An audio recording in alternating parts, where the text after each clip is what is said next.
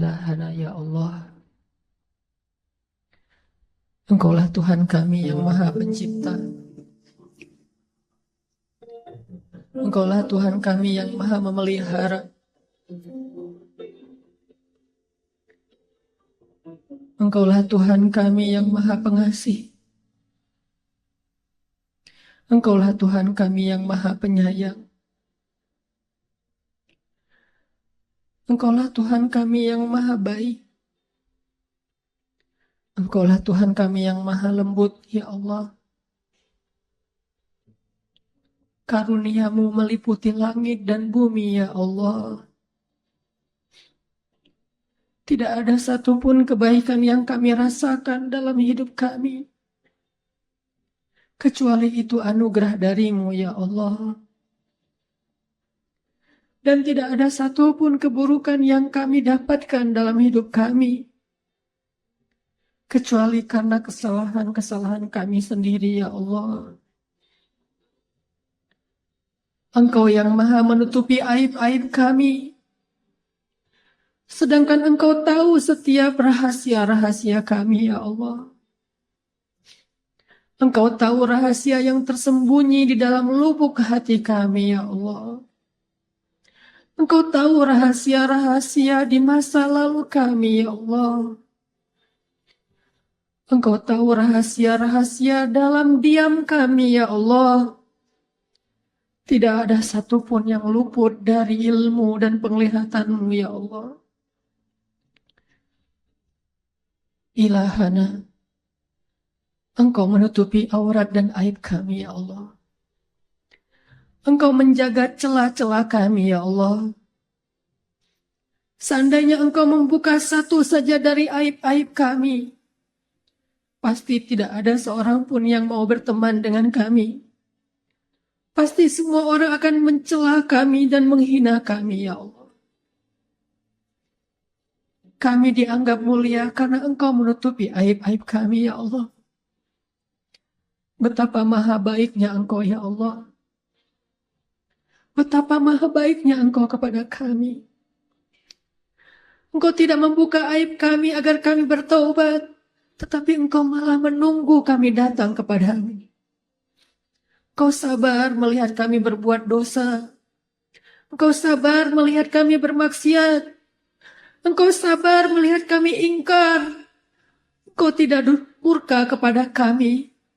Engkau tidak timpakan kami azab-Mu seketika saat kami berbuat salah.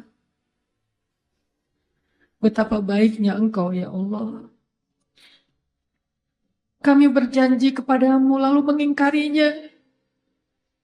Kami meminta maaf kepadamu lalu mengulanginya. Kami minta ampun kepadamu lalu sengaja melakukannya. Tapi Engkau tidak marah kepada kami, ya Allah. Berulang kali kami melakukan kesalahan-kesalahan yang sama. Berulang kali kami meninggalkan sholat. Berulang kali kami berbuat maksiat. Tetapi Engkau sabar kepada kami, ya Allah. Engkau sabar menanti kami datang. Datang kepadamu dengan beristighfar dan meminta ampun. Walaupun bertahun-tahun lamanya Engkau menunggu kami datang, ya Allah. Engkau selalu berbaik sangka kepada kami. Engkau tidak mencelakai kami di hari ketika kami berbuat dosa, ya Allah. Karena Engkau kasihan kepada kami. Sekiranya Engkau membinasakan kami saat sedang kami berbuat dosa, pastilah kami akan binasa dan celaka selama-lamanya di akhirat, ya Allah. Pastilah kami akan sengsara abadi di dalam neraka. Tapi Engkau Maha Penyayang. Engkau kasihan kepada kami. Engkau tunggu kami datang kepadamu. Di siang hari Engkau menunggu kami tidak datang. Di malam hari Engkau menunggu kami tidak datang. Di hari Jumat Engkau menunggu kami datang, kami pun tidak datang. Di bulan Ramadan Engkau menunggu kami bertobat, kami pun belum sadar. Betapa sabarnya Engkau menunggu kami, ya Allah. Sedangkan kami tidak sabar menunggu Engkau mengijabah doa-doa kami yang baru sehari atau 2 hari, ya Allah. Kami tidak sabar menunggu Engkau mengabulkan permintaan kami, padahal baru saja beberapa saat kami meminta. Sedangkan Engkau sabar menunggu kami meminta ampun kepadamu bertahun-tahun lamanya berbuat dosa, ya Allah. Betapa baiknya Engkau, ya Allah. Segala puji bagimu, ya Allah, atas kebaikan itu. Segala puji bagimu, ya Allah, atas kesabaranmu itu, ya Allah. Segala puji bagimu, ya Allah, atas kasih sayang itu. Kini kami datang, ya Allah. Kami datang setelah sekian lama Engkau menanti, ya Allah. Kami sadar diri kami tidak pantas. Kami sadar diri kami tercela dan hina. Kami sadar diri kami sudah berlebihan kepadamu, ya Allah. Kami sadar diri kami sudah melampaui batas, ya Allah. Tapi kami tidak mau menjadi orang-orang yang berputus asa, ya Allah. Kami tidak mau menjadi orang yang berputus asa dari rahmat-Mu, ya Rabbana. Karena kami tahu Engkau saja tidak pernah berputus asa untuk menunggu dan memaafkan kami. Sungguh tidak pantas kami berputus asa meminta maaf kepadamu, sedangkan Engkau tidak berputus asa memaafkan. Kini kami datang, ya Allah. Kami datang dengan hati kami yang pasrah. Hati yang dipenuhi rasa penyesalan terhadap dosa-dosa di masa lalu. Kami datang kepadamu, ya Allah. Maafkanlah salah-salah kami, ya Allah. Ampunkanlah dosa-dosa kami, ya Allah. Yang bahkan dosa baru saja kami lakukan beberapa waktu yang lalu. Dosa yang kami malu untuk menyebutkannya satu persatu, ya Allah. Dosa yang kami tidak sanggup menghitung jumlahnya, ya Allah. Dosa-dosa besar yang membuat kami merasa sangat malu di hadapan-Mu, ya Allah. Ampunkan dosa-dosa kami, ya Rabbana. Kami pernah meninggalkan sholat sekian kali, banyaknya, ya Allah. Padahal kami tahu sholat adalah yang pertama dihisab nanti di akhirat. Maafkanlah kesalahan-kesalahan kami. Kami pernah durhaka kepada orang tua kami, ya Allah. Kami durhaka kepada ibu dan ayah kami, ya Allah. Kami menyakiti perasaan ibu dan ayah kami. Pernah ibu kami menitikan air mata karena sedih. Karena dosa dan kesalahan kami, ya Allah. Pernah ibu kami menangis diam-diam setelah kami membentaknya, ya Allah. Pernah ibu kami menangis diam-diam setelah kami memarahinya, ya Allah. Ibu kami sakit sendiri di rumah dan kami tidak datang menjenguknya, ya Allah. Ibu kami menelpon kami tetapi kami tidak mengangkat teleponnya karena alasan sibuk, ya Allah. Kami jarang datang menemuinya di rumah, ya Allah. Dengan alasan tidak punya waktu, ya Allah. Padahal kami punya waktu untuk jalan-jalan dengan keluarga kami sendiri. Jalan-jalan dengan teman-teman kami. Kami punya waktu untuk bermain. Tetapi kami beralasan tidak punya waktu untuk menemui ibu kami, ya Allah. Sungguh kami durhaka kepada orang tua kami, ya Allah. Maafkan kami, Ilahana. Janganlah Engkau murka kepada kami, ya Allah. Janganlah Engkau berpaling dari kami, ya Allah. Janganlah Engkau cabut rahmat-Nya dari hidup kami, ya Allah. Janganlah Engkau tutup pintu hidayah bagi kami, ya Allah. Karena dosa-dosa kami. Betapa rugi dan celakanya hamba yang telah Engkau palingkan rahmat-Mu darinya, ya Allah. Maafkan kesalahan kami. Ilahana. Bimbinglah hati kami, ya Allah. Kami ingin memperbaiki diri. Kami ingin berhijrah. Kami ingin bertaubat. Kami ingin mendekat kepadamu, ya Allah. Bimbing kami harus seperti apa. Karena kami ini bodoh ya Allah. Kami ini bodoh ya Allah. Tidak tahu apa-apa. Bimbing kami di jalan-Mu ya Allah. Agar kami sampai ke dalam ridho-Mu ya Allah. Rabbana atina fid dunya hasanah. Wa fil akhirati hasanah. Wa qina adzabannar. Subhanakallahumma wa bihamdika. Asyhadu an la ilaha illa anta. Astaghfiruka wa atubu ilaik. Assalamualaikum warahmatullahi wabarakatuh. A'udzu billahi minasy syaithanir rajim. Mangga.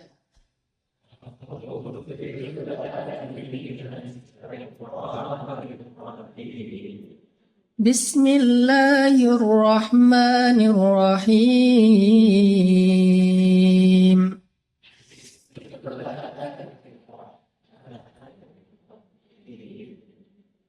Alif Lam Ra.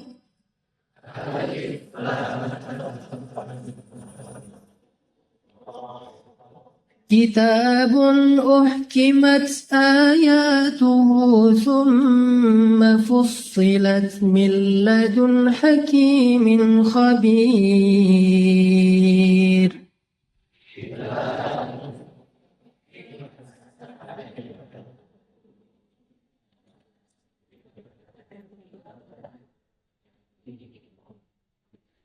ألا تعبدوا إلا الله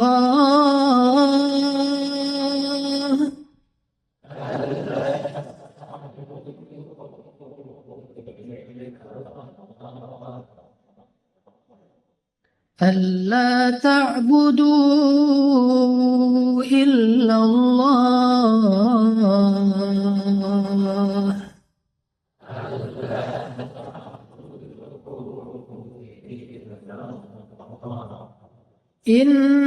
إنني لكم منه نذير وبشير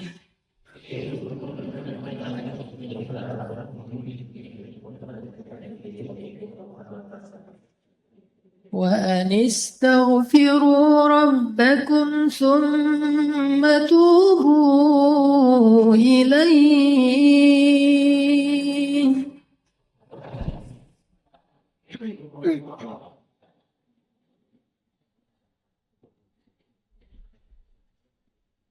يمتعكم متاعا حسنا إلى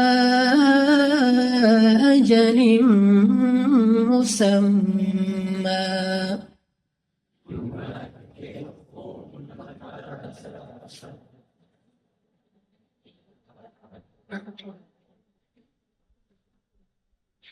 ويؤتي كل ذي فضل فضله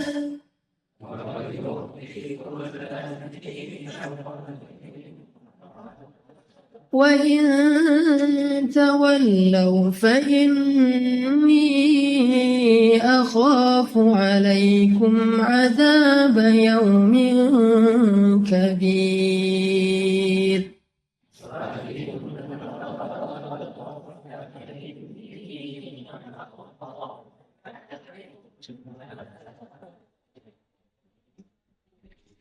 إلى الله مرجعكم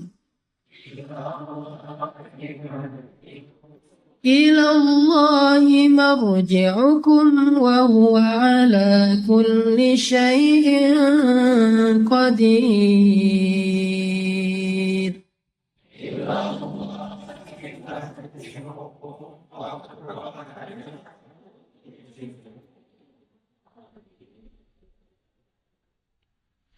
Alif Lam Ra. Inilah suatu kitab yang ayat-ayatnya disusun dengan rapi, kemudian dijelaskan dengan terperinci, yang diturunkan dari sisi Allah yang maha bijaksana lagi maha mengetahui. agar kalian tidak menyembah selain Allah saja. Sesungguhnya Muhammad adalah seorang pemberi peringatan dan pembawa kabar gembira kepadamu dari Allah. Dan hendaklah kalian meminta ampun kepada Tuhan kalian, lalu bertaubat kepadanya. Jika kalian melakukan hal yang demikian itu, niscaya Allah akan memberikan kenikmatan yang baik terus-menerus kepada kalian, sampai kepada waktu yang telah ditentukan. Dan Dia akan memberikan kepada tiap-tiap orang yang melakukan kebaikan, berupa kebaikan. Jika kalian berpaling, maka sesungguhnya aku takut kalian akan ditimpa siksaan di hari kiamat kelak. Kepada Allah lah kembalinya kalian, dan Dia Maha Kuasa atas segala sesuatu. Shadaqallahul Azim. Teman-teman yang dirahmati Allah, di dalam ayat ketiga surat Hud, Allah Subhanahu wa Ta'ala berjanji kepada hamba-hamba yang senang beristighfar. Wa anistaghfiru rabbakum. Jadilah kalian orang yang selalu beristighfar kepada Rabb kalian. Salah satu kalimat yang Allah paling suka dari hambanya itu adalah Astaghfirullahalazim. Jadi kalau kita pengen Allah itu senang kepada kita, kalau kita pengen Allah itu sayang sama kita, sering-seringlah ucapin Astaghfirullahalazim. Sekali kita ngomong Astaghfirullahalazim, sayang Allah sama kita itu bertambah. Itu kalau kita analogiin mirip kayak seorang suami yang kalau pengen nyenengin hati istrinya, maka dia memuji istrinya. Pernah? Maaf. Salah nanya. Harusnya bukan pernah mau gitu. Kalau pernah mah belum ya. Misalnya kalau suami pengen nyenengin hati istri gitu ya. Ayah kamu tukang las ya? Kok tahu? Standar mah ya. Sekarang mah udah nggak zaman yang gitu. Modelnya lebih variatif. Harus improve. Misalnya lagi kayak jalan gitu. Lagi jalan sama pasangan, terus kesasar. Karena tadi pakai GPS ternyata lost sinyal gitu kan. Jadi kesasar aja, salah belok. Udah kesasar, istri ngomong, kayaknya kita salah jalan deh. Perasaan jalannya nggak lewat sini loh. Terus suaminya bilang, iya ya, kenapa ya kalau jalan sama kamu aku suka kesasar aja. Terus pasti dia bilangnya, kok salah aku sih? Emangnya gara-gara aku kesasar? Bukan, soalnya kalau jalan sama kamu aku pengennya ke hati kamu. Kan gimana pun juga, walaupun itu mungkin gombal lah ya. Gak mungkin juga jalan ke hati. Maksudnya hanya kiasan. Seneng kan dipuji, kayak Nabi memuji Aisyah dengan pujian ya Aish gitu, ya Humairah. Terus Nabi suka godain Aisyah gitu kan, menyenangin hati tuh. Kita juga sama teman kita kalau misalnya dia menghargai kita, mengapresiasi kebaikan kita, pasti dia muji kita dan bikin kita makin semangat kan. Nah, analoginya kurang lebih kayak gitu. Kalau teman-teman pengen sayang Allah itu bertambah, kalau teman-teman pengen Allah itu makin perhatian sama kita, sering-seringlah ngucapin Astaghfirullahalazim. Allah tuh sayang banget sama hamba yang beristighfar. Kalau seorang hamba beristighfar, Allah tuh nggak ngelihat dosa yang masa lalunya. Allah ngelihat istighfarnya coba. Dan istighfar kita itu, kalau benar-benar tulus dari hati, satu kali doang kita ngucapin istighfar, itu cukup untuk menghapus semua dosa kita yang memenuhi langit dan bumi loh. Jadi kalau orang sering-sering beristighfar itu bukan karena istighfarnya kurang untuk bisa menggugurkan dosa, enggak kurang.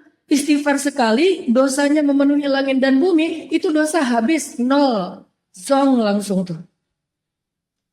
Terus ngapain kita harus sering-sering istighfar? Seseorang itu memperbanyak istighfar, bukan karena satu istighfar itu kurang. Tapi karena dosa kita tuh terulang terus, berulang kali. Maka istighfar lagi, dosa lagi. Istighfar lagi, dosa lagi kan? Bukan berarti kalau kita istighfar kurang dari 100, berarti dosa kita belum dihapus. Enggak, sekali doang. Kalau itu berasal dari hati, Allah hapus semua dosa-dosa kita. Allah itu enggak ribet, enggak kayak manusia. Coba kalau kita ke teman kita, ada kesalahan, minta maaf, berapa kali biar dia maafin? Berkali-kali kan? Kita telepon, di reject.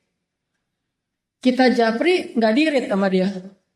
Kita DM, nggak dibaca-baca juga, nggak dibalas.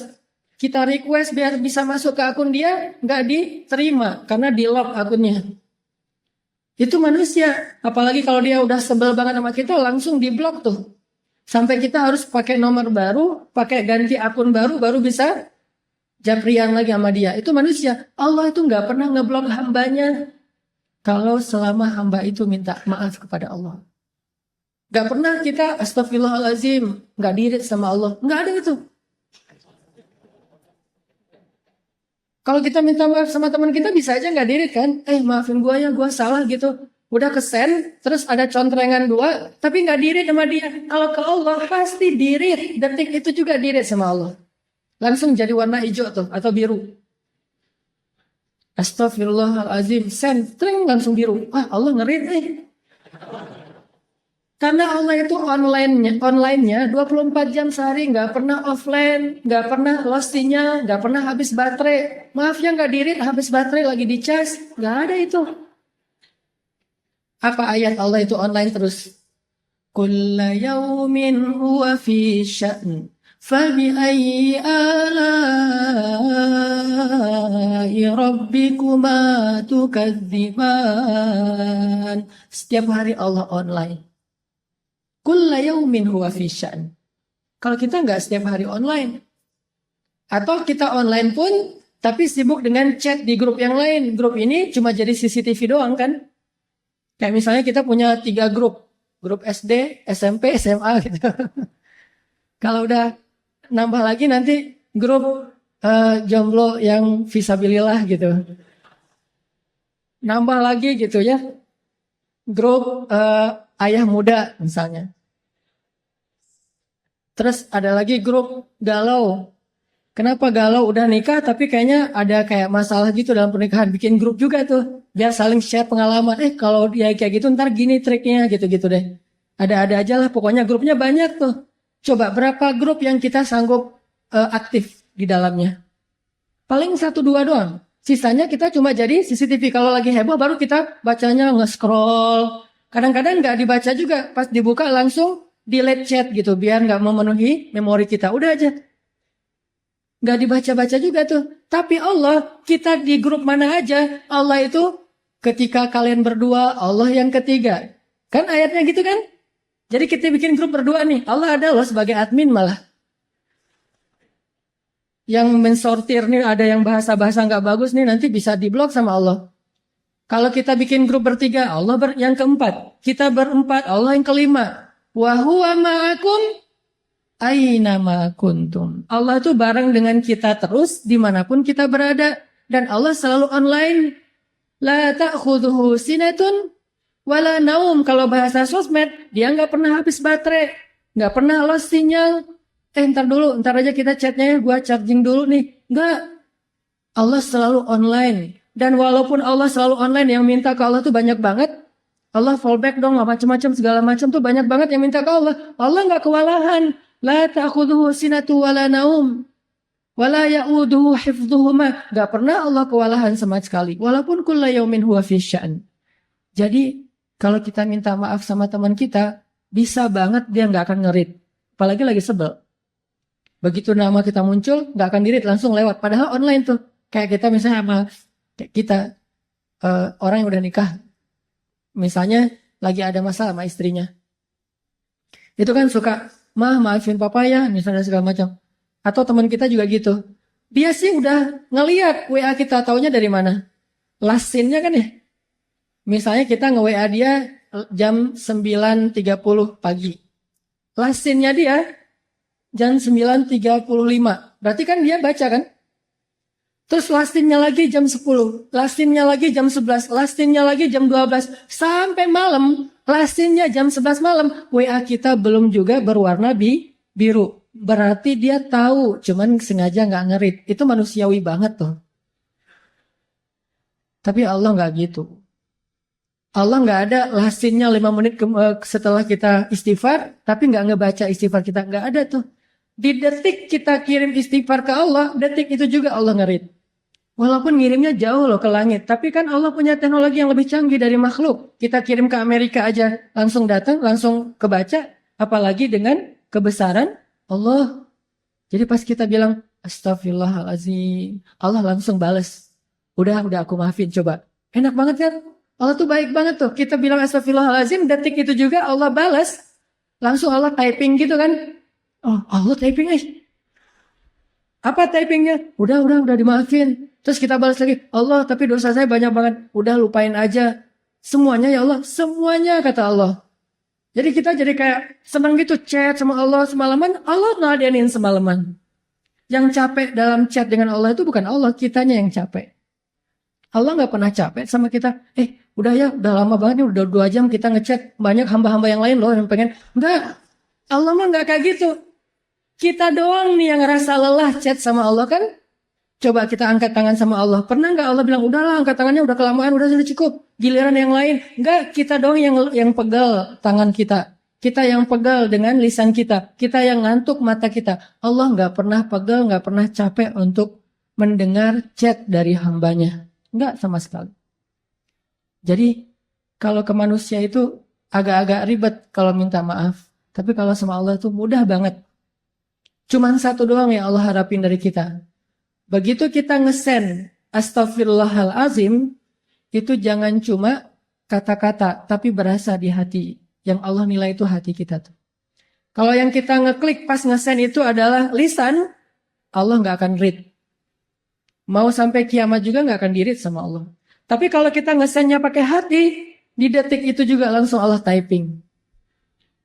Kalau ngirimnya pakai hati.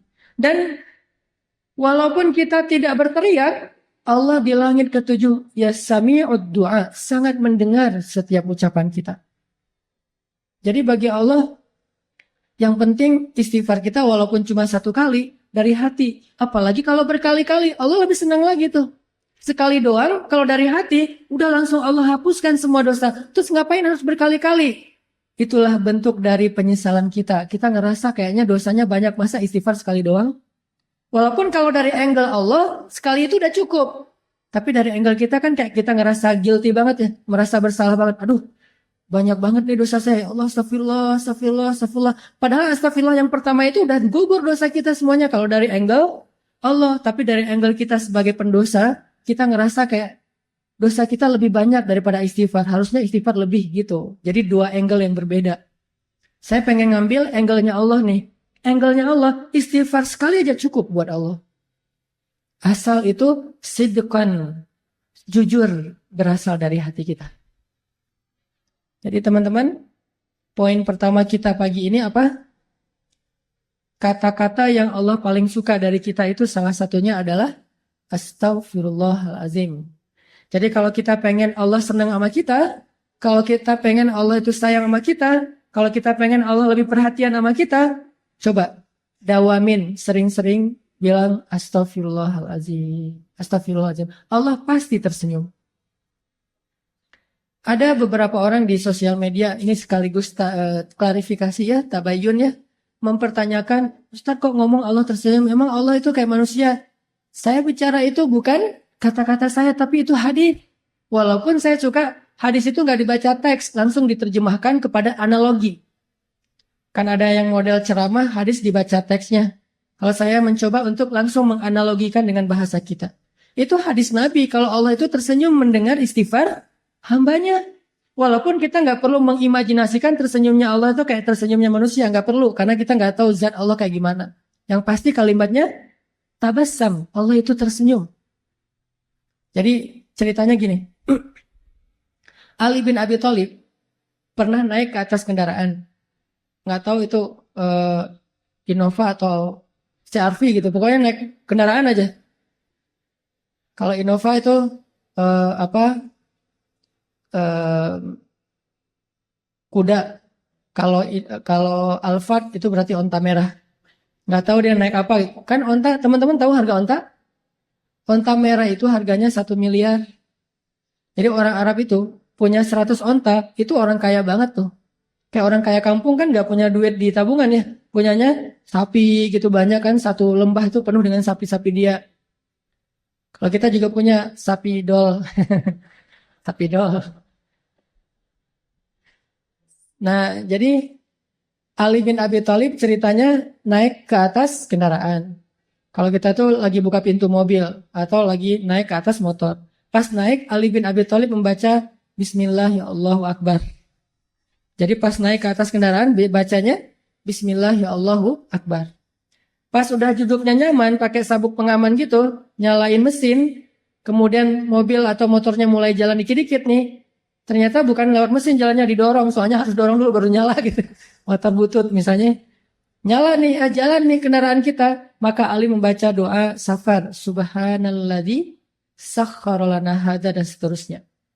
Ketika udah selesai doa itu, Ali mengatakan kalimat Rabbi zalamtu nafsi faghfirli faman yaghfirudz dzunuba illa ant. Ya Allah, saya sudah menzalimi diri saya sendiri. Maafin saya. Siapa yang bisa memaafkan dosa selain Engkau ya Allah? Setelah membaca kalimat ini, Ali tersenyum. Senyum aja, senyumnya itu sampai bikin orang penasaran, kok senyumnya kayak lama gitu, kayak happy banget, kayak excited banget. Senyumnya tuh kayak habis dapat hadiah apa gitu. Atau senyumnya tuh kayak anak muda yang baru diterima, yes gitu ya. Diterima kampus maksudnya. Coba kalau kita habis diterima, kita jadian yuk. Kasih waktu aku seminggu ya. Oh ya, itu kan seminggu paling berat tuh. Malam-malam yang gak bisa tidur, tahajud tiap malam, ya Allah, Engkau lah yang menggenggam hati, balik-balikanlah hati dia ke arah saya, gitu. Ternyata yang doa kayak gitu ada 2 orang, terus hatinya tuh agak-agak labil gitu nih, kenapa sih hati saya tuh kok deg-degan ya, sekali kanan, sekali kiri, dua-duanya kuat-kuatan doanya nih. Ya Allah, balikinlah hati dia ke saya. Dia mau ngasih jawaban hari Minggu, hari Sabtu itu kan hari yang paling deg-degan kan. Kok lu gak makan sih? Gue lagi gak enak makan. Kenapa? Lagi menanti jawaban. Ya. Nah, itu berat banget tuh hari-hari kayak gitu tuh. Pas hari Minggunya, pagi-pagi udah mandi, udah segala macam. Kata teman kita, lo harus siap harus siap ya dengan segala jawaban. Gue siap banget. Siap kalau dibilang iya sih. Kalau dibilang enggak siap sebenarnya. Bayangin, pas kita datang, dia bilang, aku udah pikir-pikir, dan udah nanya ke orang tua nyerahin ke aku. Terus, insya Allah aku bersedia. Wah, itu mah dunia. Kayak apa aja gitu kan ya, bisa mati mendadak tuh, nggak jadi nikah. Gara-gara jantungan gitu. Apalagi ceweknya tuh cewek yang kita banget lah pokoknya. Punya tipe kan, ada yang gayanya gaya Korea gitu kan, yang oriental. Ada yang Arab gitu, ada yang etnik, yang Indonesia banget misalnya. Ada yang dia senangnya emang yang agak-agak eksotis, Afrika misalnya. Kayak saya kan sering main di air, akhirnya orang bilang, Ustaz kok makin hitam? Enggak hitam, eksotis. Nah ini jadinya Ali itu kayak bahagianya tuh, senyum-senyumnya tuh kayak orang baru jadian. Bahagia banget. Kan bikin orang lain kepo ya. Ali, kata salah satu pengawalnya, kenapa kok senyum-senyum? Dia kepo gitu. Kenapa kok senyum-senyum? Kata Ali, mau dengar nggak ceritanya? Apaan? Dulu tuh Rasulullah, saya pernah ngelihat Rasulullah naik kendaraan, terus membaca apa yang saya baca. Di akhir kalimat itu Nabi tersenyum. Dan saya juga kepo, nanya ke Rasulullah, ya Rasulullah, kenapa engkau tersenyum? Apa jawaban Rasul? Aku tersenyum karena Allah tersenyum. Jadi Allah itu tersenyum mendengar hambanya mengatakan, ya Rabbi, saya banyak dosa, maafin dong dosa saya. Gak ada yang bisa maafin dosa selain Engkau ya Allah. Allah senyum dengan kata-kata itu. Akhirnya Nabi juga tersenyum karena bahagia terhadap senyumnya Allah. Akhirnya Ali juga tersenyum karena melihat Nabi tersenyum. Jadi itu disebut dengan istilah hadis musalsal kalau dalam ilmu hadis. Apa tuh hadis musalsal? Hadis berseri. Hadisnya itu bukan cuman teks, tetapi adegannya diikutin. Jadi kalau kita baca doa itu, idealnya kita bukan cuma ngebaca teks hadisnya, tapi ikutin juga adegan Rasulullah. Makanya saya pernah bilang, kalau kita beristighfar, astagfirullahaladzim, Robbi, saya zalim banget sama diri saya sendiri. Tapi kan gak ada yang bisa maafin dosa sehebat Engkau ya Allah. Yang mudah banget tuh ngemaafin dosa hambanya. Ampunkanlah dosa saya ya Allah. Udah gitu senyum. Kenapa? Yakin karena Allah juga senyum waktu itu. Allah senang banget dengan kata-kata istighfar. Lupa seolah-olah ya, bukan bukan lupa, seolah-olah Allah itu udah ngelupain semua dosa kita. Ya Allah, saya kan pernah berzina. Ngapain disebut-sebut lagi? Saya juga udah nggak ingat itu. Udah dilupain sama Allah. Bukan lupa, tapi sengaja dilupain. Dihapus saja catatannya. Ya Allah, saya pernah minum, saya narkoba, saya riba, saya menzolimi orang lain, saya mengambil hak orang lain, saya durhaka sama orang tua. Saya. Nol semuanya. Hanya dengan sekali bilang, astagfirullahaladzim. Allah langsung senyum sama kita. Jadi Allah tuh bukan senyum sama hambanya yang setelah sekian tahun beribadah, jadi seorang ahli tasawuf banget. Gak hanya itu. Bahkan kepada pendosa, hari dia taubat, hari itu juga dia jadi kekasih Allah. Hari dia beristighfar, hari itu juga dia jadi kesayangan Allah Subhanahu wa Ta'ala. Makanya poin ini penting banget teman-teman. Kalau pengen Allah sayang dan senang sama kita, senyum-senyum sama kita, bilang astagfirullahaladzim, terus senyum. Dengan harapan Allah nih lagi senyum sama saya nih. Kalau sidqan minal qalb, benar-benar diucapkan dari hati. Dan ini gak ada manusia yang bisa kayak gini sama temannya, sama orang lain, sama keluarganya. Yang mudah memaafkan kayak Allah tuh gak. Paling-paling kalau teman kita ngemaafin kita, mungkin kesalahan kita masih wajar. Coba kalau kesalahan kita itu sekian tahun, nyakitin hati dia, terus bayangin. Dari sejak 10 tahun yang lalu, sehari 5 kali kita nyakitin hati dia. Sehari 5 kali dia telepon, kita reject. Padahal dia tuh paling baik loh sama kita. Coba bayangin ya, teman-teman nih. Pernah nggak ngerasa kayak berjasa kepada seseorang? Pernah? Mungkin nggak jasa seperti ayah dan ibu kita lah, tapi merasa kayak pernah ngebantu temennya gitu. Dan kita ngerasa kita tuh udah jadi orang penting buat dia, udah pernah punya jasa, pernah punya budi ke dia. Terus suatu saat kita nggak butuh dia, cuman pengen nyapa doang, bukan karena butuh, cuman pengen nyapa doang, silaturahim, telepon, di reject, bukan nggak diangkat. Kalau nggak diangkat mungkin dia lagi kuliah, lagi di kamar mandi sehingga nggak diangkat, atau lagi tidur. Ini di reject. Pas kita telepon, langsung di reject. Oh, mungkin ketekan nggak sengaja gitu. Udah, telepon lagi. Dan itu nggak telepon waktu itu juga. Kita telepon pagi sekali, di reject. Nanti siang telepon lagi, di reject. Sore telepon lagi, di reject. Maghrib telepon lagi, di reject. Malam telepon lagi, di reject. Sehari 5 kali, sudah 10 tahun kayak gitu, bayangin. Gimana tuh perasaan kita? Paling-paling dia itu paling baik itu nge-rejectnya itu dengan tulisan. Lagi driving, lagi meeting, lagi on the way, lagi apa misalnya kan gitu. Kadang-kadang nge-rejectnya tanpa alasan, reject aja. Gimana perasaan kita? Harusnya kan Allah lebih dari itu, karena Allah sering kita reject. Allahu Akbar, Allahu Akbar. Suara radio tuh, pindah channel. Suara TV pas waktu maghrib, matiin, pindah channel gitu kan. Atau kita pakai, gak sengaja gitu, alarm di handphone kita pakai suara azan, langsung di close gitu.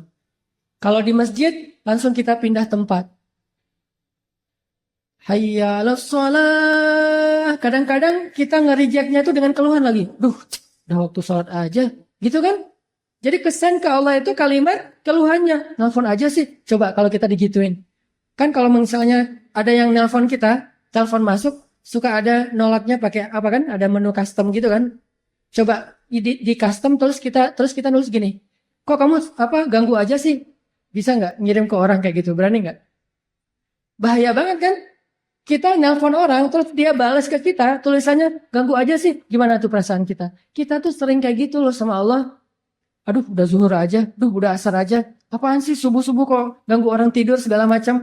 Dan itu mungkin kita ngirimnya nggak dengan lisan, dengan hati. Bukankah Allah alimun bidzatis sudur, tahu banget ucapan di hati kita? Coba. Tapi begitu kita bilang astagfirullahaladzim, Allah itu lupain semua reject kita selama 10 tahun. Allah maafin semuanya. Coba kalau kita ke orang lain.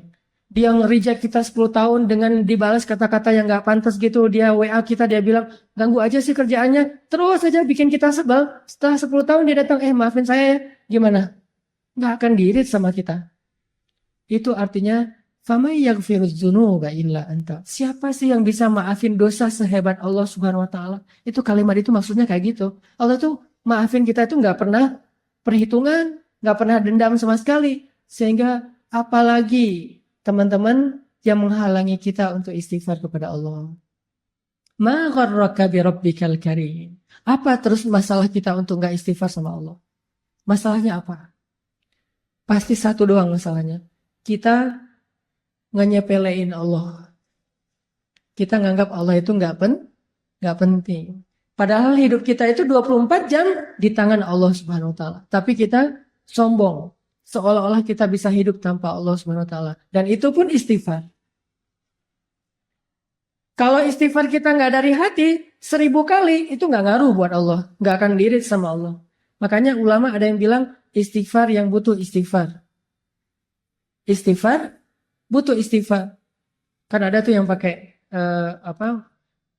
jilat-jilat gitu kayak hitung untuk ngitung itu gitu kan? Apa istilahnya gitulah ya? Checker gitu kan, ada checker, terus kita istighfar, astagfirullah. Ketemu sama teman-teman kita pada ngobrol, lagi ngafe nih, lagi nongkrong. Oh iya, si gaya gitu ya. Pas dilihat sama teman kita dalam sehari 10.000, just keren ya, 10.000 istighfar. Cuman pas kita ngomong ke teman kita, dia nanya gitu, gimana ya, aku kok males banget berzikir, istighfar aja jarang, kata teman kita. Padahal itu gampang banget loh. Kalau lo lagi kosong waktunya lagi nggak ngapa-ngapain daripada ngelamun, udah istighfar aja. Gua ngelamun doang, istighfar alhamdulillah sih sehari-hari nggak pernah kurang dari 10.000. Ngomong kayak gitu. Maka 10.000 itu dosa semuanya. Bukan ampunan, dosa karena ria. Lalu yang ke 10.001, yang ke 10.001-nya istighfar dari hati. Astagfirullahaladzim, ya Allah maafin saya udah jadi ria. Maka yang 10.000 tadi itu jadi pahala semuanya. Coba, satu itu berpengaruh. Bisa jadi dosa, bisa jadi pahala. Yang mana dari hati, yang mana cuma di lisan. Kayak ada orang yang rajin tahajud gitu ya. Tahajudnya itu udah dawam banget lah, udah 10 tahun dan 15 tahun tahajud terus. Ketemu sama temennya. Kasih dong tips gimana biar bisa tahajud. Gua nih udah lama banget gak tahajud, gak tahu ngerasain tahajud itu kayak gimana. Dia bilang, tahajud mah gampang. Kalau misalnya mau tuh udah nggak, saya mah tahajud nggak perlu pakai jam waker, udah nggak perlu pakai di handphone, nanti dibangunin jam 3 lewat 5, jam 3 lewat 10, jam 3 bangunnya jam 13 gitu ya, habis zuhur. Udah nggak perlu kayak gitu. Oh gitu, terus bangunnya gimana? Ya bangun aja kebangun, pokoknya asal jam 3 malam saya pasti kebangun. Oh gitu, udah berapa lama? Enggak sih, baru sekitar 15 tahun lah, gitu ya. Berarti 15 tahun kita tahajud 0. Kalau kita riak dari hatinya sombong. Tapi kalau hanya sekedar syiar nyemangatin, Allah lebih tahu isi hati kita. Innamal a'malu binniyat. Terus nggak usah ngejudge hati orang lain lah. Sombong loh, riak loh, enggak. Kita doang yang tahu. Setelah Allah Subhanahu Wa Taala pastinya. Makanya istighfar dari hati. Sekali aja udah luar biasa. Gimana kalau 100 kali kayak Nabi? Astagfirullahaladzim. Ya Allah maafin saya. Itu satu ya poinnya. Allah tuh senang banget dengan istighfar. Kalau dalam bahasa hadis, senangnya Allah kepada taubat dan istighfar hamba, itu kayak melebihi senangnya seorang hamba yang dia kehilangan bekal dan kendaraannya di tengah padang pasir. Jadi ada seorang laki-laki gitu, analogi dari Nabi nih. Nabi bikin kayak semacam ilustrasi gitu. Ada seorang laki-laki lagi musafir di tengah padang pasir, terus dia kehilangan ontanya, dia kehilangan bekal-bekalnya, kehilangan minumnya, airnya, semuanya tinggal sebatang kara di tengah padang pasir, nyari-nyari onta dan bekalnya itu nggak nemu. Sampai akhirnya dia berputus asa. Ini saya bakalan celaka nih kali ini nih. Apes banget sih. Kehilangan onta, bekal, air, segala macam. Di tengah padang pasir, kayak di tengah samudra kan.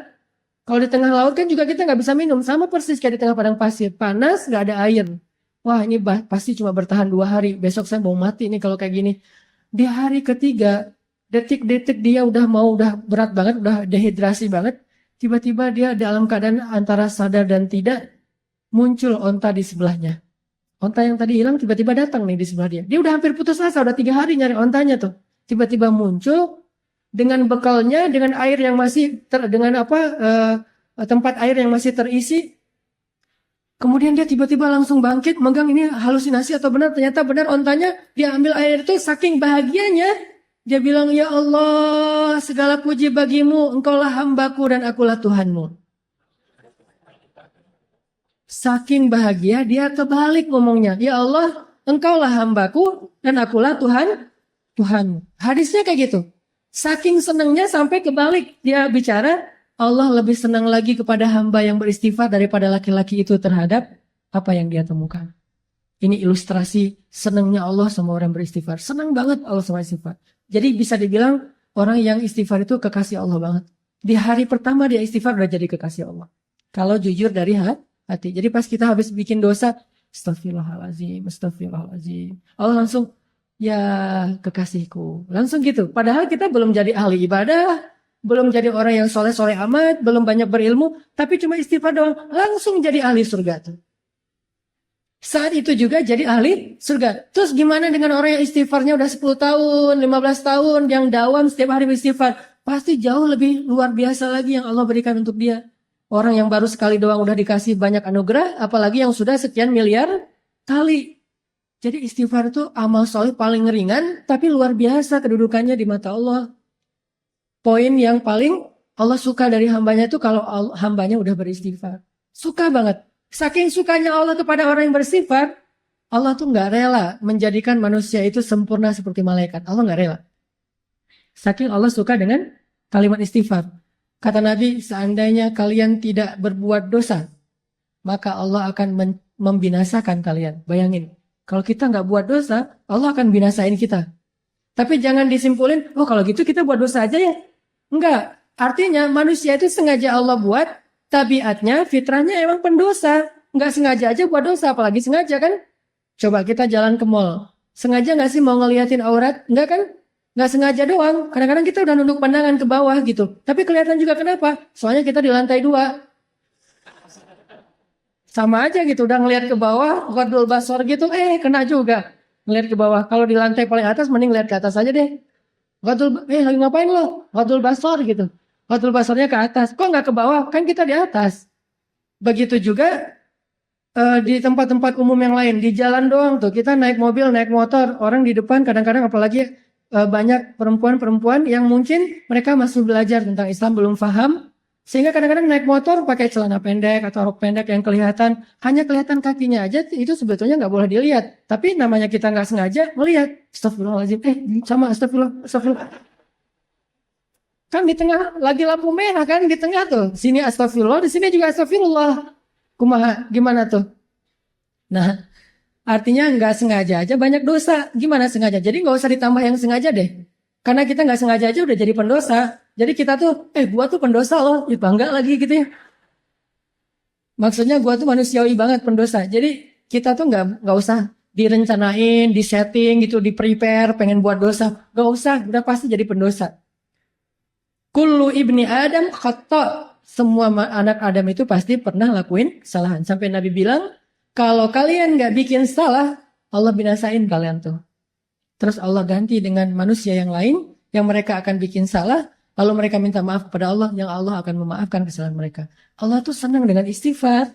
Makanya diciptain hambanya itu nggak sempurna kayak kita, biar Allah dengerin istighfar dari kita. Begitu kita bilang, astagfirullahaladzim, Allah sayang banget langsung sama kita. Kayak kita bilang, I love you, Allah langsung bilang, I love you tuh deh pokoknya. Jadi kayak kata-kata yang paling sakral gitu kan, kata-kata paling sakral tuh, I love you. Benar?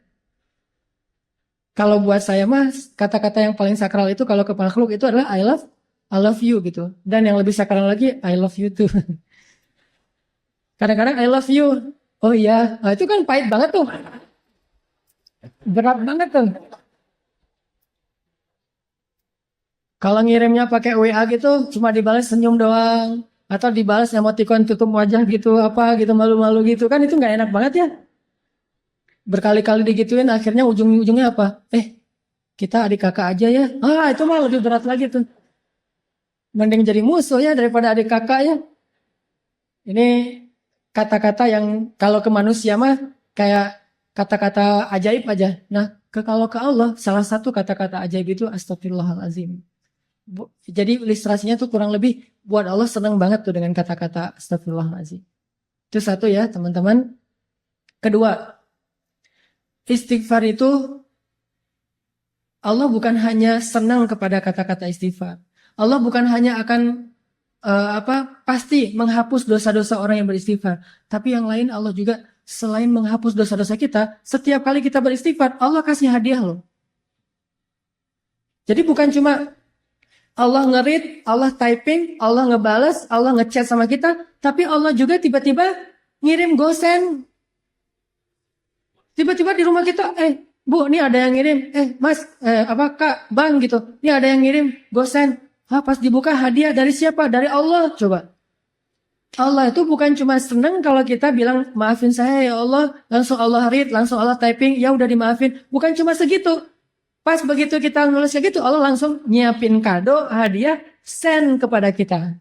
Bisa sampainya hari ini, bisa sampainya besok, bisa nanti dikasihnya di akhirat. Karena di akhirat kita lebih butuh itu daripada di dunia. Yang pasti Allah nge-send hadiah buat orang yang bersifat. Pasti itu.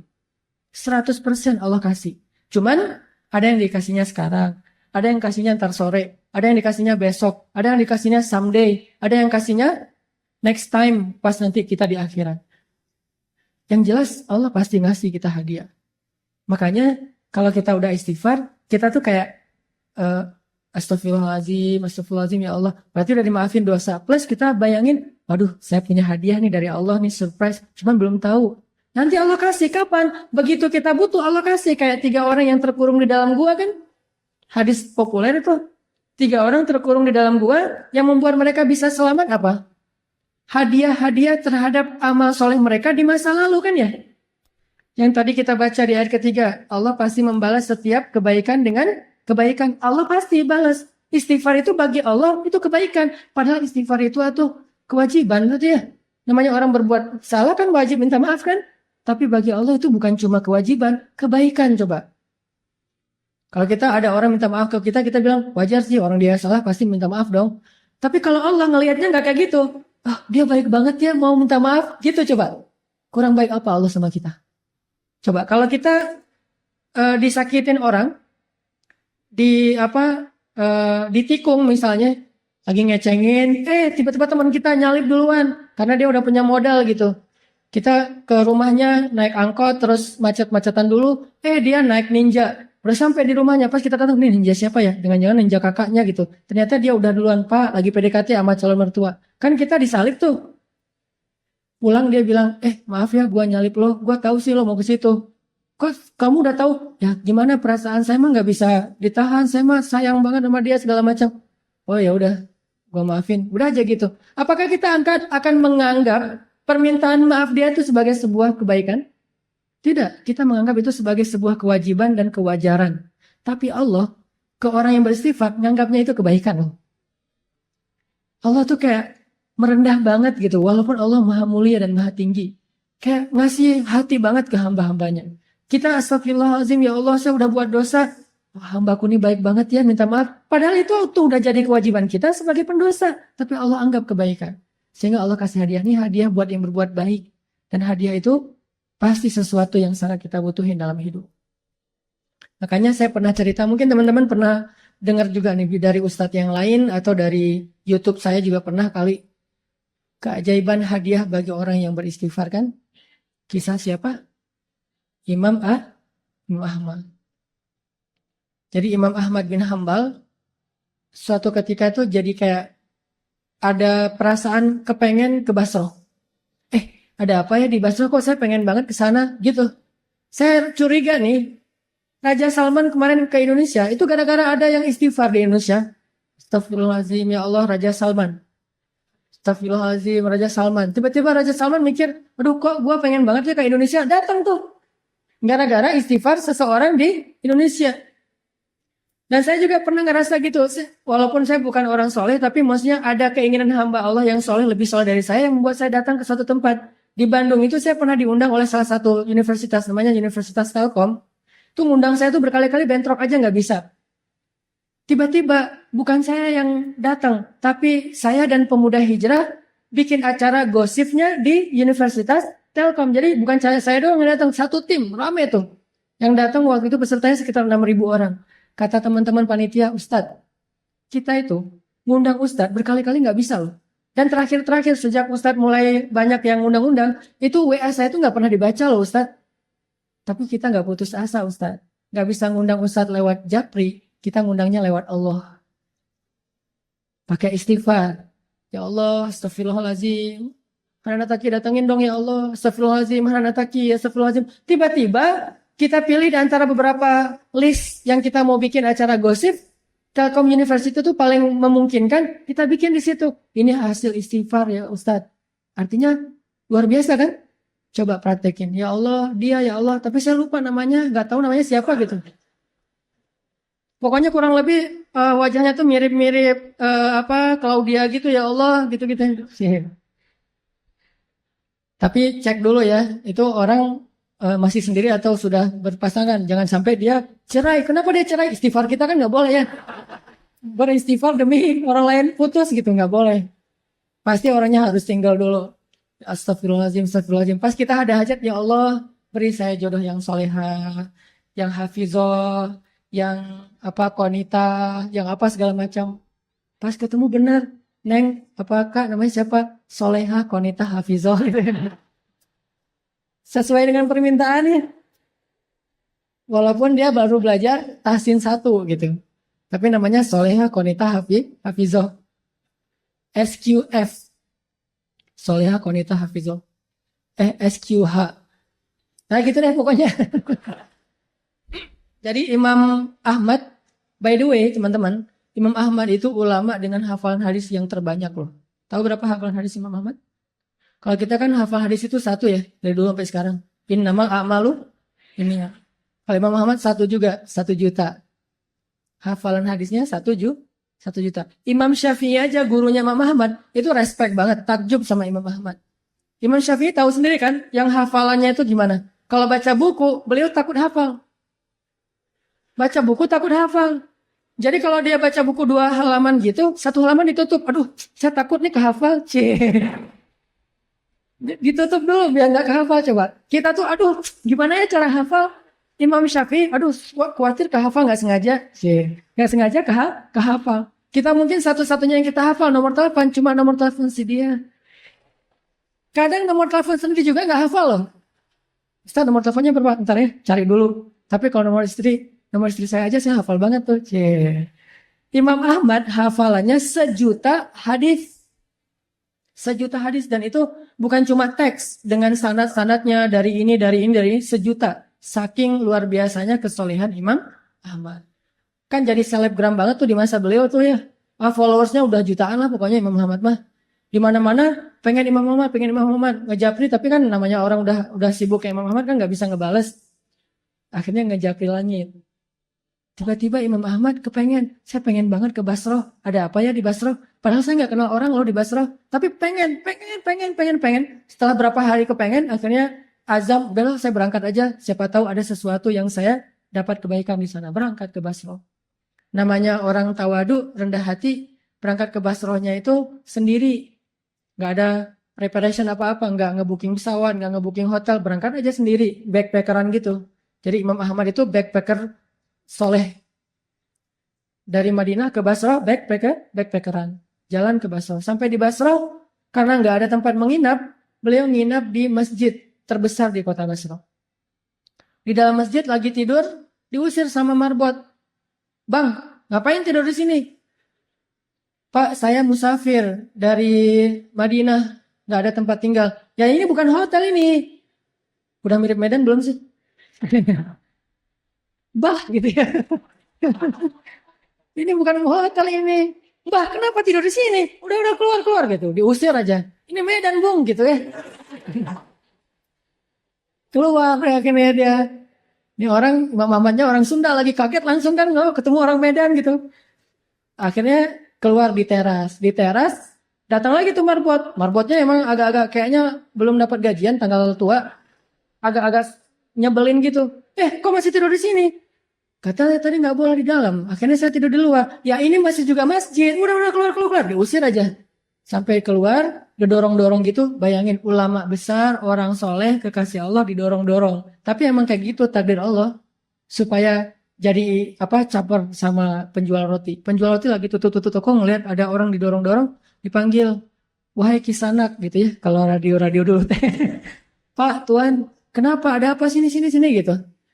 Tuan butuh apa? Saya musafir, pengen tempat istirahat, tapi diusir di masjid. Oh, ya udah, diistirahat aja di rumah saya. Rumah saya kecil, tapi lumayan lah untuk istirahat malam ini. Ya, jazakallah khair wa iyyakum. Udah tinggal di situ.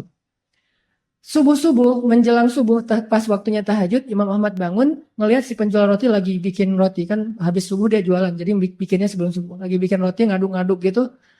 Setiap dia ngaduk, dia bilang, astagfirullahaladzim, astagfirullahaladzim, astagfirullahaladzim gitu. Bayangin. Dawamkan satu perbuatan yang dibarengi dengan istighfar. Lagi nyalain motor. Astagfirullah. Astagfirullah gitu. Bisa. Lagi ngaduk juga bisa. Lagi ngapain juga bisa. Selama itu satu perbuatan yang mubah. Mubah itu boleh-boleh aja. Jangan sambil berbuat dosa istighfar gitu. Atau istighfar tapi asik. Gimana istighfar tapi asik? Istighfar sambil main PlayStation. Oh, astagfirullahaladzim gitu. Nah, itu mah nggak boleh ya. Itu namanya mencampur adukan antara hak dan wala talbisul haqqa bil batil. Janganlah kalian mencampur adukan hak dan batil. Astagfirullahaladzim, astagfirullahaladzim. Daripada ngelamun, daripada bengong gitu, mending daripada bersiul, udah astagfirullah aja. Walaupun mungkin bersiul boleh-boleh aja, tapi ya nggak dapat pahala. Walaupun nggak dosa juga gitu. Astagfirullah. Imam Ahmad perhatiin. Ini saya melihat udah 10 menit istighfar melulu. Didatengin sama Imam Ahmad. Tadi kepo juga. Mas, Bang, kan di Medan ya? Bang, gitu. Oh, orang Bandung ya? Bang, saya lihat abang istighfar terus setiap ngaduk ini. Ya, kenapa? Enggak, saya penasaran aja udah berapa lama kayak gitu. Alhamdulillah udah sekitar 10 tahun saya kayak gini. Saya selalu kalau ngaduk roti itu istighfar biar ada kebaikan setiap adukan roti. Siapa tahu rasa rotinya lebih gurih kalau bahasa kita. Oh, udah 10 tahun. Udah 10 tahun, alhamdulillah. Terus, boleh tahu nggak hasil dari dawamnya istighfar 10 tahun itu apa? Abang udah dapat apa nih dari istighfar? Alhamdulillah, sejak saya istighfar kayak gini, Allah selalu ngasih apa yang saya minta. Nggak pernah saya berdoa yang Allah tolak. Semuanya dikabulin sama Allah. Kecuali satu yang belum dikabulkan. Apaan? Saya tuh pernah berdoa, ya Allah, saya pengen banget selfie sama Imam Ahmad. Pengen banget tuh. Gak apa-apa, Allah sekali aja yang penting bisa ketemu sama Imam Ahmad, pengen jabatan tangan, pengen tahu wajah orang yang hafal hadis sejuta hadis itu kayak gimana. Saya minta ke Allah, cuman mungkin belum aja, tapi saya yakin pasti akan dikabulkan. Imam Ahmad langsung nangis coba. Masya Allah, jadi ini nih yang menarik saya ke Basra nih. Istighfar dialah yang membuat Imam Ahmad pengen banget ke Basra. Bela-belain habis-habisan sampai diusir-usir di masjid, gara-gara dia beristighfar. Jadi pengaruhilah hati seseorang, pengaruhilah hidup seseorang dengan istighfar kepada pemilik hati dan kehidupan orang itu. Astagfirullah, astagfirullah. Tapi jangan baru istighfar 3 kali, mintanya banyak gitu. Istighfar dulu aja. Dawamin, nanti kalau kita butuh, jadi mintanya itu kayak pamungkas ya. Kalau kita butuh banget, minta pakai istighfar. Jangan diobral. Istighfar 10 kali, ya Allah saya udah 10 kali nih. Boleh minta ini enggak? Enggak, dawamin dulu aja. Walaupun kalau untuk dosa sekali cukup, tapi kalau untuk yang hadiah, kalau bisa lebih banyak. Sampai setahun, 2 tahun kita dawamin, nanti lihat deh, hasilnya tuh luar biasa.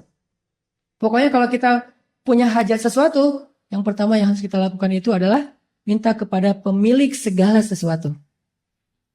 Ada hajat apa? Minta kepada pemilik segalanya.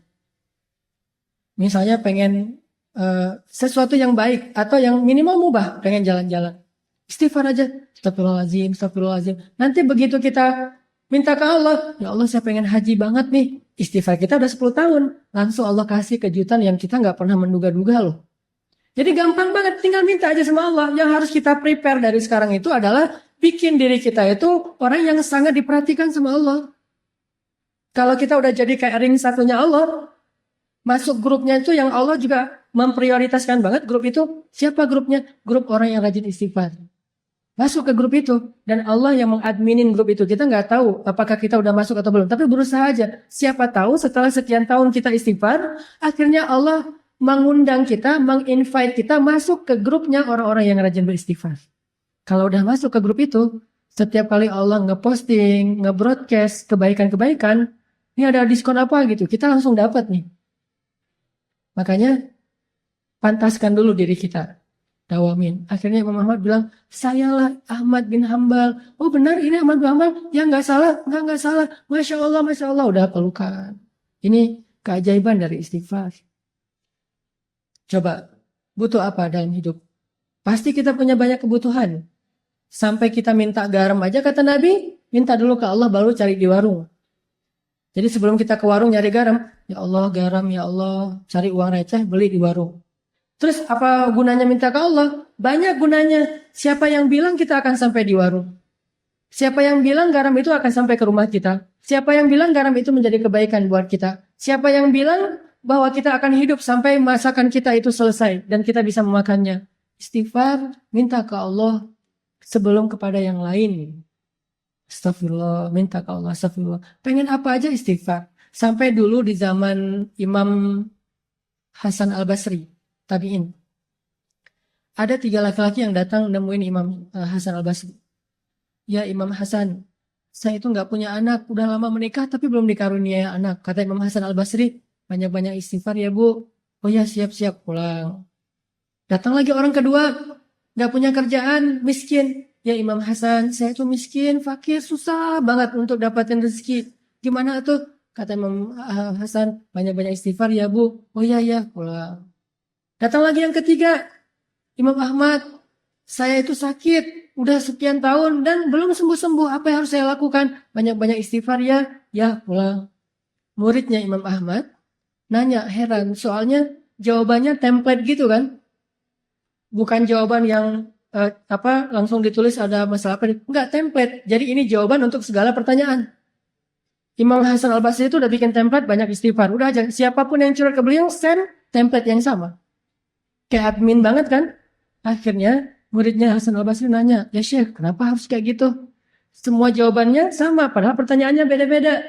Kata Imam Hasan, tidakkah kamu membaca Al-Quran di surat Nuh? Allah mengatakan, Faqultu astaghfiru rabbakum, innahu kana ghaffara, yursilis sama'a alaikum midrara, wa yumdidukum bi amwalin wa banin, wa yaj'al lakum jannatin wa yaj'al lakum anhara. Coba, beristighfarlah kalian kepada Tuhan kalian, Allah pasti akan mengampuni. 1. Allah akan menurunkan hujan yang sangat lebat. 2. Allah akan memberikan harta yang sangat banyak. 3. Allah akan memberikan keturunan untuk kalian. 4. Allah akan memberikan kebun-kebun atau ladang. 5. Allah akan memberikan air sungai yang mengalir. 6. Istighfar. Tapi fadilahnya macam-macam. Sehingga masalahnya apa aja, jawabannya sama, istighfar. Butuh air, istighfar. Butuh jodoh, istighfar. Pengen punya anak, istighfar. Kerjanya susah, istighfar. Apapun masalah kita, istighfar. Dan itu means-nya apa? Artinya apa? Artinya yang menghalangi kebaikan dalam hidup kita itu cuma 1. Dosa. Yang buat hidup kita tuh susah dalam hidup itu cuma dosa. Makanya kalau pengen hidupnya jadi mudah, hilangkan dulu dosa. Dan cara menghilangkan dosa itu hanya dengan istighfar. Kita mau memperbaiki masa lalu, nggak mungkin. Kita hanya bisa menyesali masa lalu dan minta maaf kepada Allah dan memperbaiki masa depan. Allah akan mudahkan. Jadi yang kedua poinnya teman-teman, kita ada hajat apa? Istighfar. Kalau belum terkabul, berarti emang istighfar kita itu belum masuk grup. Masih japrian. Belum broadcast. Pantaskan diri kita supaya Allah invite ke dalam grup orang yang rajin istighfar. Sehingga nanti Allah kasih kita hadiah, voucher, kupon istimewa yang hanya dikasih kepada orang-orang yang Allah cintai. Itu yang kedua. Hari ini mungkin 3 aja keajaiban dari istighfar. Yang ketiga, teman-teman yang dirahmati Allah, istighfar itu bagi Allah dan bagi Rasulullah SAW itu bukan hanya kebaikan untuk di dunia, tapi istighfar itu mengubah status kita di akhirat. Coba teman-teman renungkan kisah seorang laki-laki yang membunuh 100 orang tuh. Yang ke-100-nya kiai lagi. Yang ke-100-nya ustadz. Dibunuh sama dia. Tapi setelah itu dia nyesel, dia bilang astagfirullahaladzim ya Allah. Langsung berubah status dari tadi ahli neraka menjadi ahli surga. Dia udah sholat, belum baik sholatnya. Belum baik ibadahnya. Tapi kalau udah jadi ahli surga, karena orang yang beristighfar, Allah bukan hanya akan mengampuni dosanya, bukan hanya akan mudahin hidup dia di dunia, tapi Allah juga bakalan ngasih banyak janji-janji kebaikan di akhirat. Jadi istighfar itu bisa dibilang kayak investasi masa jangka panjang. Yang someday nanti kita akan melihat, oh ini ya hasil dari istighfar saya di dunia. Banyak-banyak aja istighfar, nggak ada yang rugi.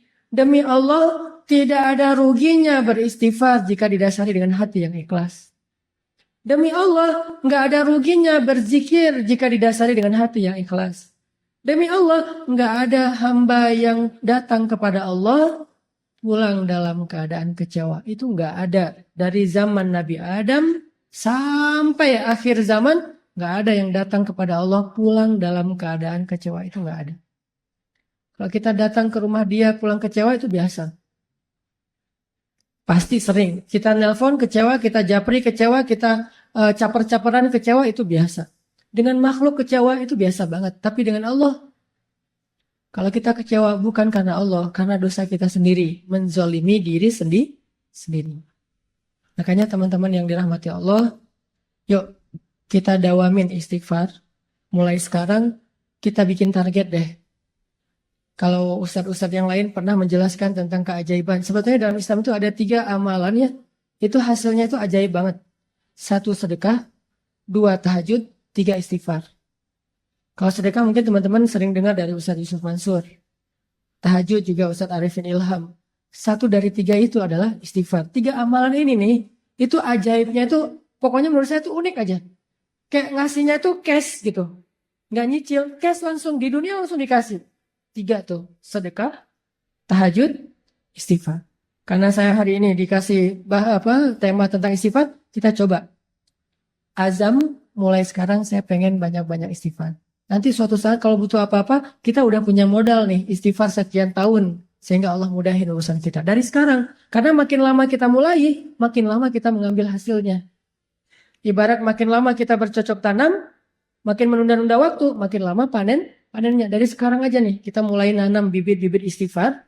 Nanti mudah-mudahan setelah 6 bulan, Allah akan menunjukkan hasil dalam kehidupan kita. 6 bulan lagi pengen apa? Setahun lagi pengen apa? 2 tahun lagi pengen apa? Dan kepengen kita kadang-kadang berubah-ubah. Tergantung kebutuhan. Pokoknya kita pasti punya hajat suatu saat nanti. Mulai sekarang kita bikin investasinya dengan istighfar. Suatu saat ketika kita berdoa kepada Allah, Allah akan menganggap ini doa hambaku yang rajin beristighfar. Kayak cerita-cerita tadi. Itu aja yang bisa saya sampaikan. Dan insya Allah nanti di akhir sesi kita akan ada sesi penggalangan dana untuk saudara-saudara kita. Kalau nggak salah panitia di Palestina. Untuk Palestina atau Syam? Oh Somalia, Masya Allah. Untuk saudara-saudara kita di Afrika, di Somalia yang berada dalam kondisi kelaparan. Dan kita tahulah, pasti kalau googling banyak banget tuh bahan tentang gimana kondisi di Somalia. Yang anak bayi itu sampai minum air dari genangan yang ada di tanah. Saking kurangnya air, kurangnya makanan. Jadi kita coba belajar untuk buka puasanya barengan dengan saudara kita di Somalia.